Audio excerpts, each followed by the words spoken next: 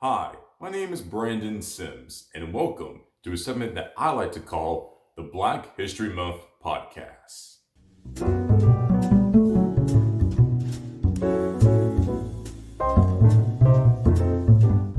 This is where I would talk about hidden historical black figures of our time, and what better way to start off with none other than Bates Reeves. Reeves was born into slavery in Crawford County, Arkansas in July 1838. He was named after his grandfather, Bates Washington. Reeves and his family were enslaved by Arkansas state legislator William Steele Reeves. When Bates was 8 years old, William Reeves decided to relocate to Paris, Texas in 1846.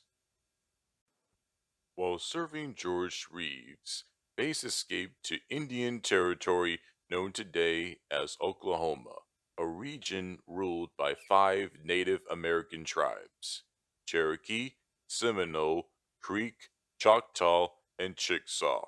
All of them were forced from their homelands to the Indian Removal Act of 1830.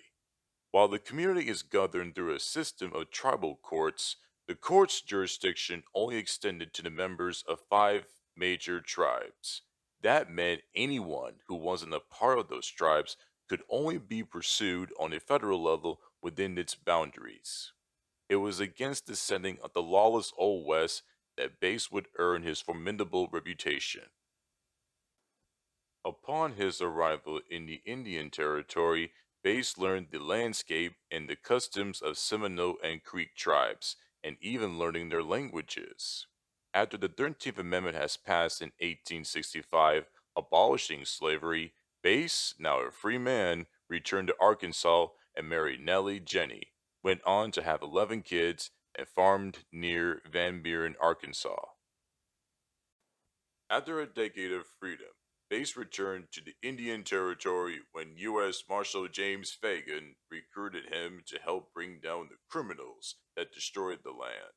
Fagan, under the direction of federal judge Isaac C. Parker, brought in 200 deputy marshals to calm the growing chaos throughout the West. The deputy marshals were tasked in bringing in the countless thieves, murderers, and fugitives who had overrun the 75,000 square mile territory. Although local shooters and trackers were sought out for the position, Bass was one of the few African Americans recruited. Upon taking that job, Bass became the first black deputy U.S. Marshal west of the Mississippi.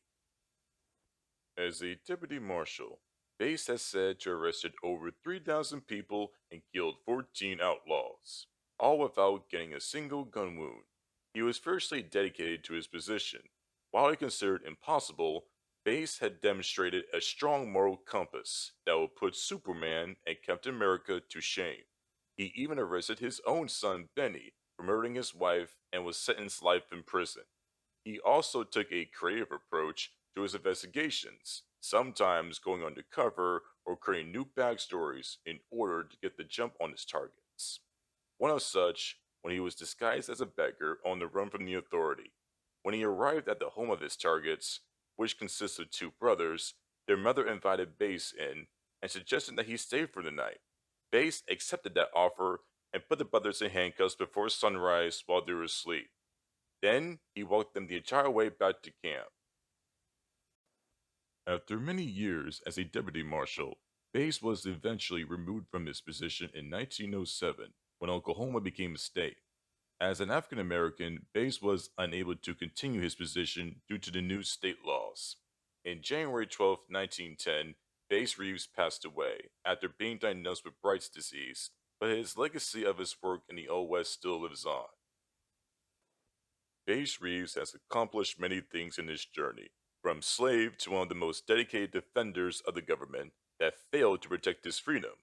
While the truth of the Lone Ranger may remain unknown, the story of Bass Reeves remains an inspiration for real life heroes to this day.